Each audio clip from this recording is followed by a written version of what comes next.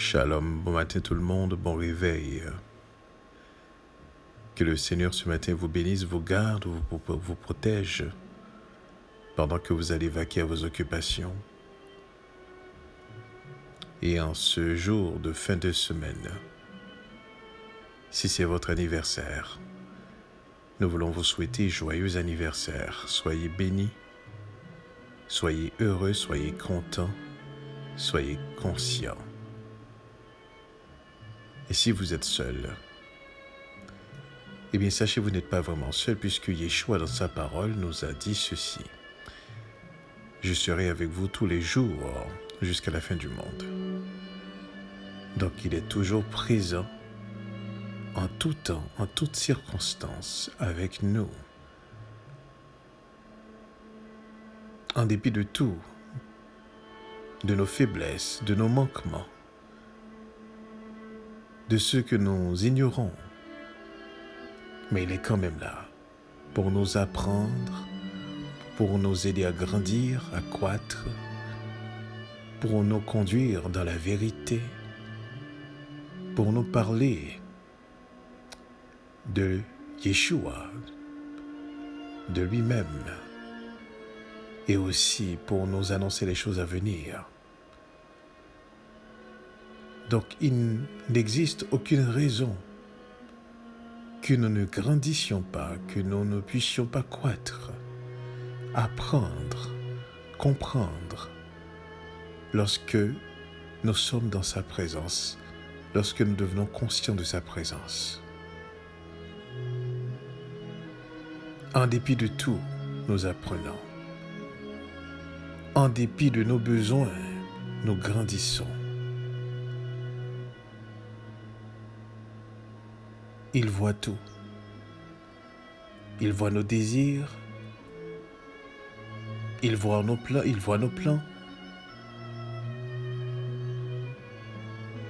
Il voit ce à quoi on aspire. Et lorsque nos cœurs aspirent à sa gloire, et ça dans tous les aspects de la vie, eh bien, il nous conduit sur la voie de la bénédiction. Et ici, quand on parle de la bénédiction, on ne parle pas être comblé de biens matériels, mais plutôt une ouverture de l'esprit qui nous permet de saisir la vérité et de marcher selon la vérité. Une compréhension de son royaume, de sa parole, et aussi, en résultat, nous avons une compréhension de ce monde dans lequel nous vivons aussi. Voilà pourquoi il est important à ce que nous nous laissions diriger par son esprit, afin que nous puissions demeurer en tout temps dans la vérité.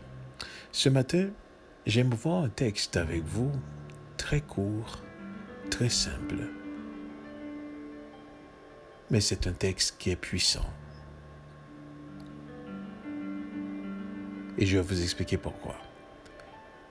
Nous allons regarder dans le livre de Matthieu, au chapitre 5, au verset 37. Je lis pour vous. Que votre parole soit oui, oui, non, non. Ce qu'on y ajoute vient du malin. Que votre parole soit oui, oui, non, non. Ce qu'on y ajoute vient du malin.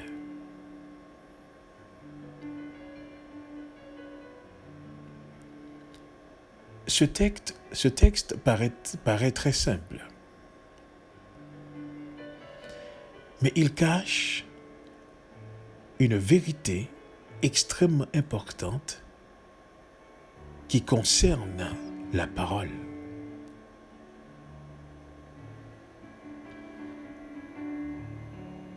Et lorsque j'ai été chercher pour comprendre, puisque l'instrument utilisé pour produire le son de parole,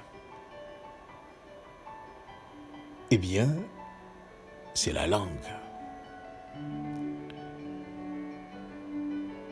Et lorsque j'ai été chercher la racine du mot langue dans la langue hébraïque, cela m'a donné un mot qui est lashon. Lashon. Et ce mot en lui-même signifie, écoutez bien ceci, calomnier, accusé. Calomnier, accusé.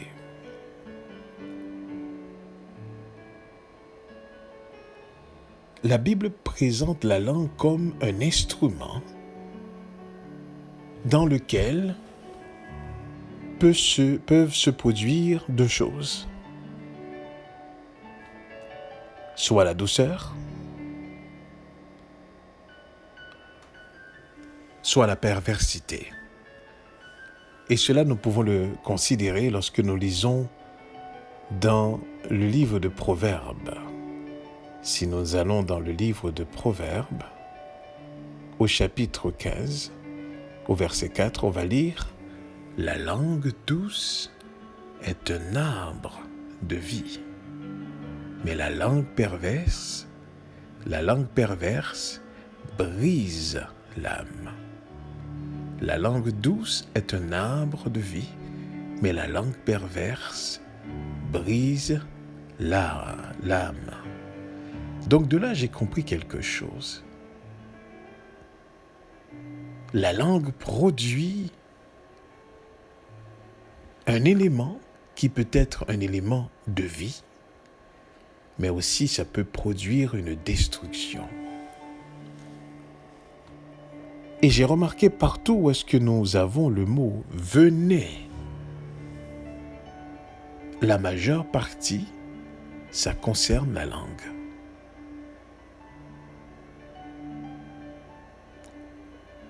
Dans le livre de Job, au chapitre 20, au verset 16, il est dit « Il a sucé du venin d'aspic, la langue de la vipère le tuera. »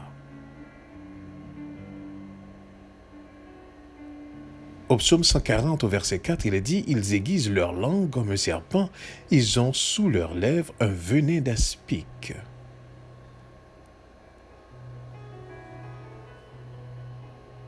Partout où est-ce que nous voyons le mot langue, il est toujours accompagné soit des choses qui construisent, soit des choses qui détruisent. Et c'est exactement ce que Yeshua est venu nous annoncer lorsqu'il a dit que votre oui soit oui, que votre non soit non. Tout ce que vous y ajoutez, tout ce qui est ajouté, dit-il, vient du malin.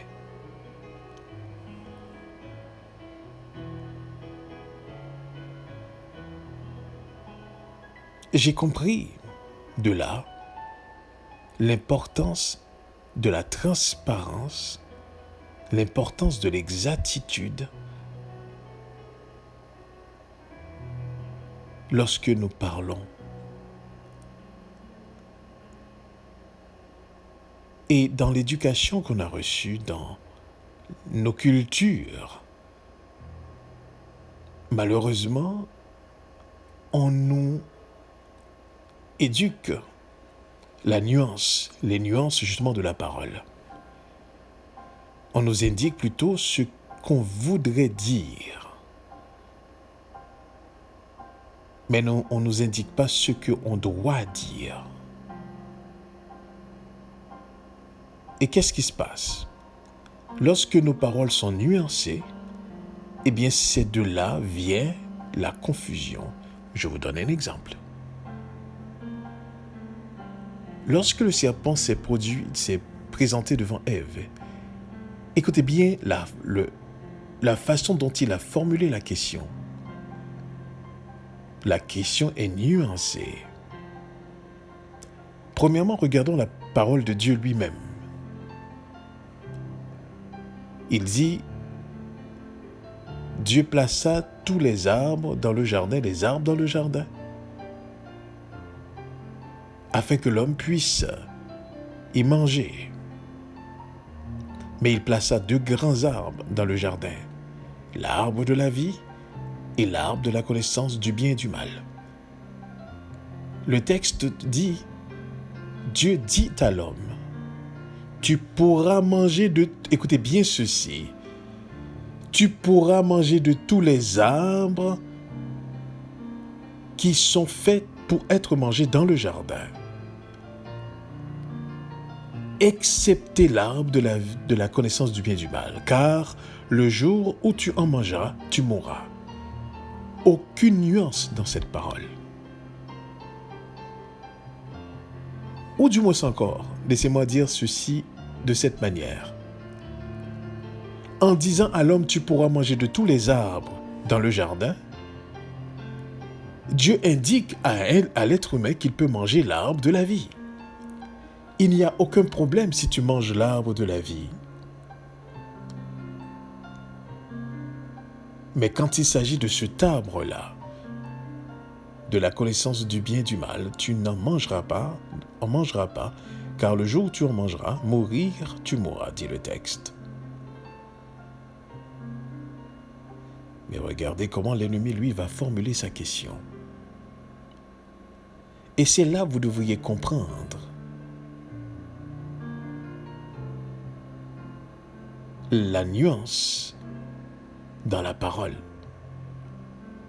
Il vient trouver Ève et dit à Ève, Dieu a-t-il réellement dit que vous ne mangerez pas de tous les arbres du jardin?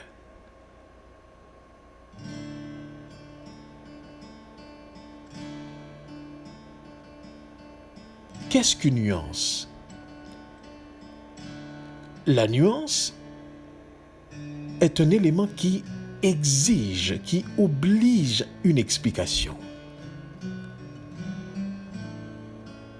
Tout ce qui est nuancé exige, oblige une explication. Alors en disant, Dieu a-t-il réellement dit, vous ne mangerez pas de tous les arbres du jardin? Et à ce moment-là, cela exige une explication. Or, le danger, c'est exactement dans l'explication.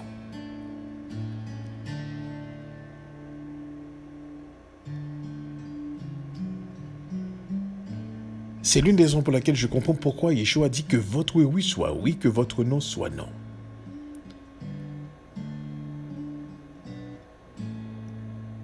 Et vous allez voir Yeshua lui-même, lorsqu'il communiquait, si ce n'était pas seulement en parabole, il était clair dans toute sa communication. Parce que Yeshua savait que la nuance portait à confusion.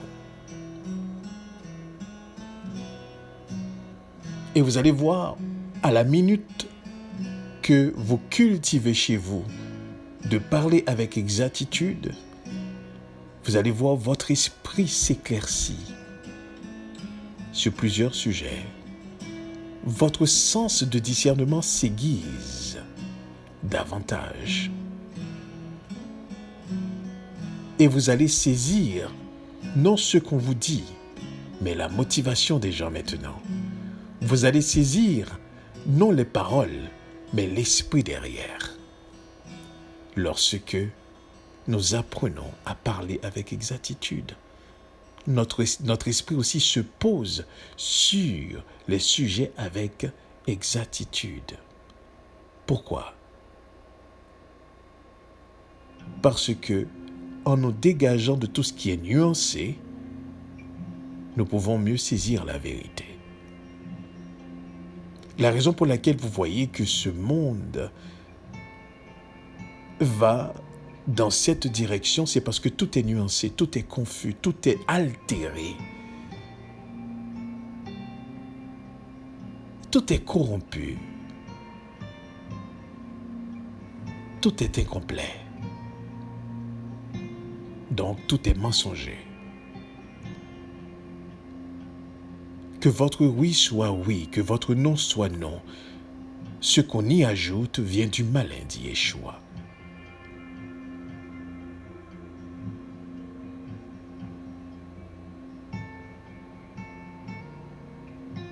Et c'est là toute la puissance de la parole.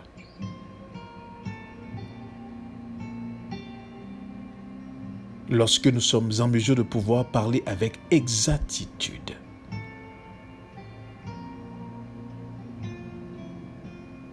Parce que ce n'est pas seulement la parole des mots. Les mots ne sont pas seulement des mots. Mais les mots sont aussi la définition de nos pensées. La définition, écoutez bien ceci, de notre esprit.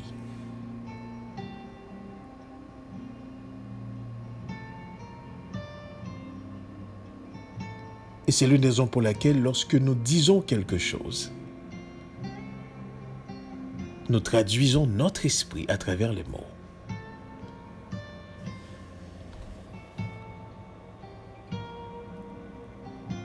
Dans le livre de Jacques au chapitre 5, au verset 12, Jacques disait ceci, en reprenant effectivement la parole de Yeshua. Avant toute chose, mes frères, ne jurez ni par le ciel, ni par la terre, ni par aucun autre serment, mais que votre oui soit oui et que votre non soit non, afin que vous ne tombiez pas sous le jugement. Disait Jacques, afin que vous ne tombiez pas sous le jugement. Donc, il est important à ce que nous puissions comprendre que tout ce que nous disons, tout ce que nous parlons, doit être des choses qui expliquent une exactitude. Et vous allez voir, dès que nos pensées sont nuancées, le cœur aussi. Lorsque l'esprit est nuancé, nos paroles aussi. Et nous vivons dans la confusion. On n'est pas tellement sûr. Il y a des doutes. Il y a des moments de réflexion, mais pas dans le sens d'aller profondément dans les choses, mais plutôt de nourrir le doute. Tout doute est nourri par la confusion. Tout doute est nourri par ce qui n'est pas compris, par les nuances. Que votre oui soit oui, que votre non soit non. Tout ce que vous y ajoutez vient du malin, dit Yeshua. Et il va vous amener sur un terrain d'argumentation. Il va vous amener sur un terrain de confusion. Et une fois que vous êtes sur ce terrain, tout est en doute. Et lorsque tout devient en doute, c'est à ce moment-là, il introduit ce venin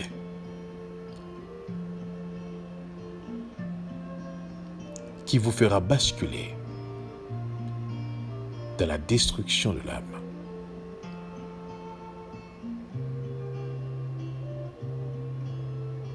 Ne prenez pas à la légère cette parole de Yeshua, cette recommandation de Yeshua, que votre oui soit oui, que votre non soit non. Et il est clair, tout ce que vous y ajoutez vient du malin.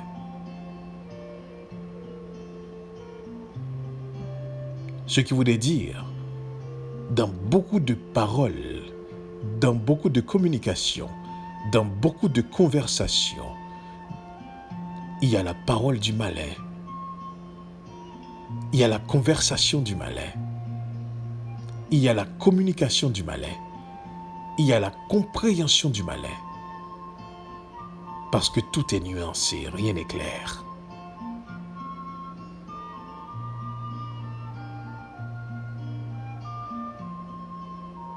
Et toutes nos politiques,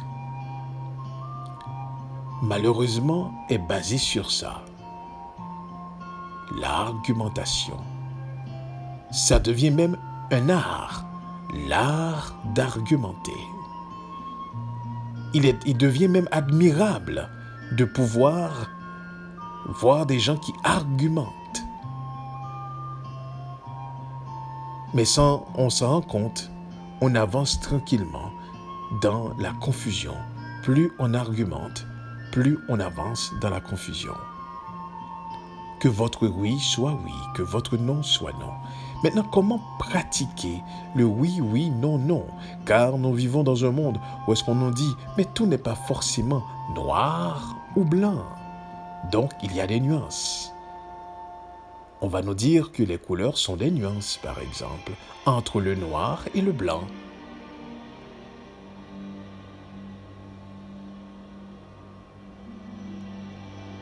Mais que votre oui soit oui, que votre non soit non. Exprimez-vous en peu de mots et surtout, dites la vérité. C'est ce que Yeshua veut dire ici. Toujours dire la vérité. Parce qu'à la minute que vous dites quelque chose qui est nuancé, vous introduisez le langage du malin. Et si nous suivons ce principe de Yeshua, que votre oui soit oui, que votre non soit non, et si nous regardons dans la manière dont nous communiquons, nous allons remarquer que la majeure partie du temps, eh bien, c'est le langage du malin que nous avons, puisque nous avons toujours cette nuance dans nos paroles.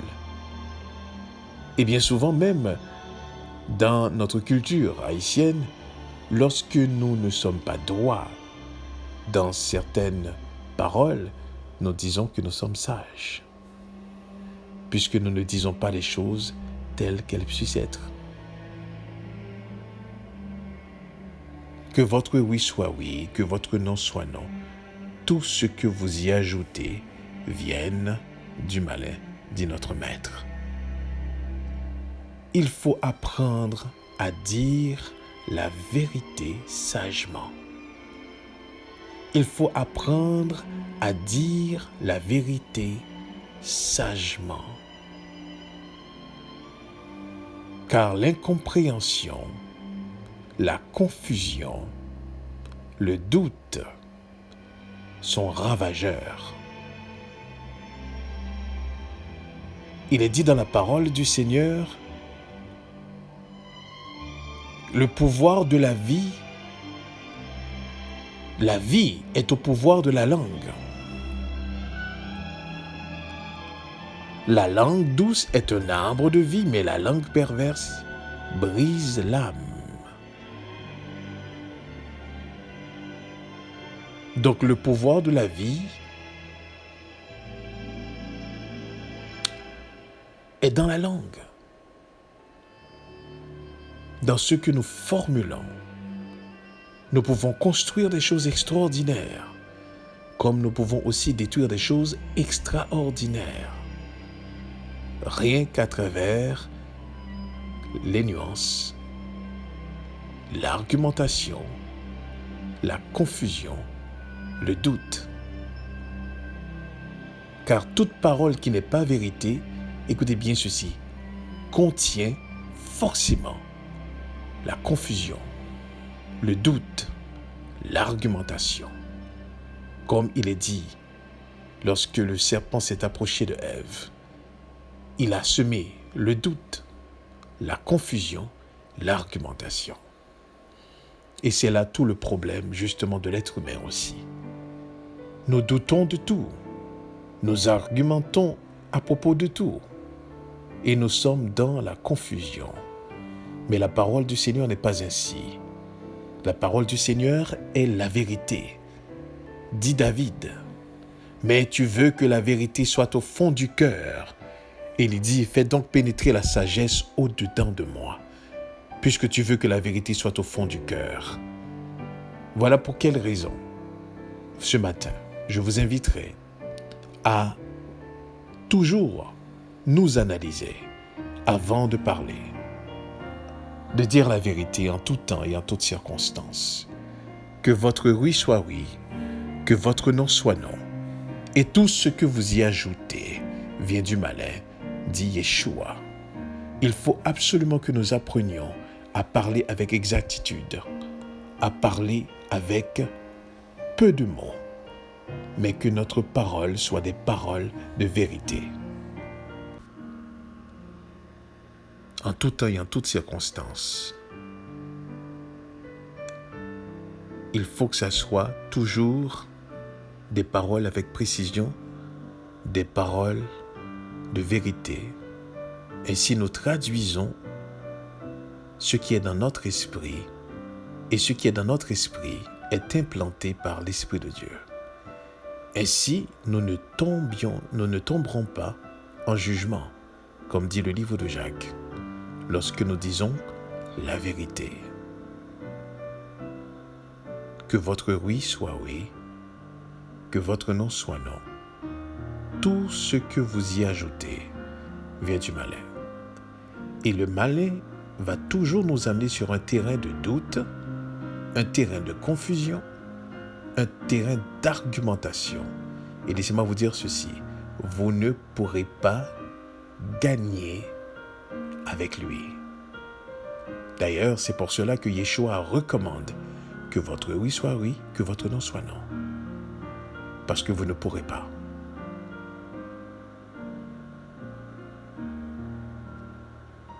Vous ne vous êtes jamais posé la question comment il a fait pour séduire 2/3 des anges. Ce ne sont pas des êtres qui sont ignorants. Ce ne sont pas des êtres qui vivaient dans le péché. Ce sont des êtres qui étaient sous ses ordres. Il les a convaincus.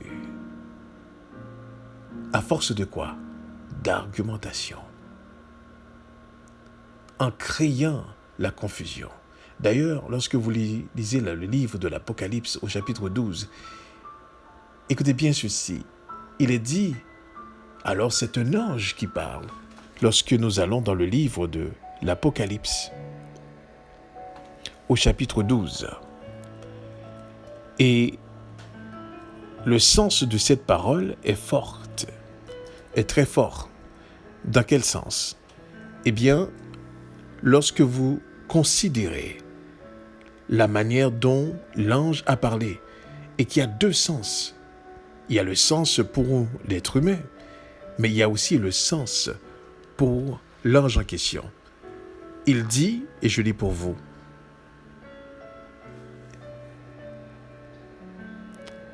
dans le livre de l'Apocalypse, nous pouvons considérer cela à partir du verset 7. Il y eut guerre dans le ciel. Michel et ses anges combattirent contre le dragon, et le dragon et ses anges combattirent. Mais ils ne furent pas les plus forts, et leur place ne fut plus trouvée dans le ciel. Il fut précipité le grand dragon, le serpent ancien appelé le diable et Satan, celui qui séduit toute la terre. Il fut précipité sur la terre, et ses anges furent précipités avec lui. Et j'entendis dans le ciel une voix forte qui disait « Maintenant, le salut est arrivé, et la puissance et le règne de notre Dieu, et l'autorité de son Mashiach, car il a été précipité l'accusateur de nos frères, qui les accusait devant notre Dieu jour et nuit. » Et ce qui a été dit est fort dans le verset 11. 1. Ils l'ont vaincu à cause du sang de l'agneau. 2. À cause de la parole de leur témoignage. 3. Ils n'ont pas aimé leur vie jusqu'à craindre la mort.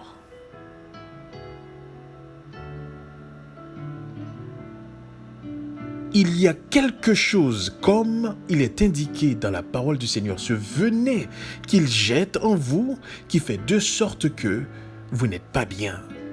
ils n'ont pas aimé leur vie jusqu'à craindre la mort.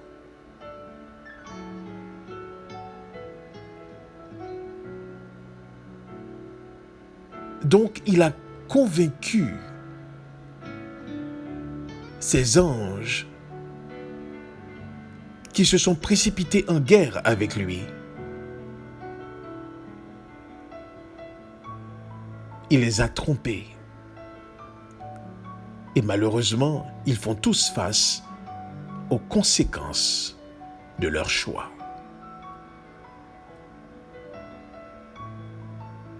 Donc comprenez bien ceci, que votre oui soit oui, que votre non soit non. Tout ce que vous y ajoutez vient du malin. Même quand vous voyez que la parole peut être agréable et qu'un mensonge un tant soit peu peut nous sortir bien de situations, mais en réalité, il ne fait pas de nous sortir des situations. En réalité, il nous plonge davantage dans une situation plus compliquée que nous ne connaissons pas encore. Nous sauvons un moment, un instant, pour être plongés longtemps dans une autre situation. Voilà pourquoi que votre oui soit oui, que votre non soit non. Et n'oubliez jamais, au moment que nous parlons, que nous communiquons, que tout ce que nous y ajoutons, autre que la vérité, vient du malin. Que le Seigneur vous bénisse. Bonne fin de semaine. Et durant cette semaine, priez, analysez, réfléchissez, méditez, questionnez, afin que l'Esprit du Seigneur nous ouvre l'esprit davantage et nous comprenions sa parole et que nous devenions de plus en plus l'expression visible de Yeshua sur terre. Dieu vous bénisse. Restons conscients de sa présence. Amen. Amen.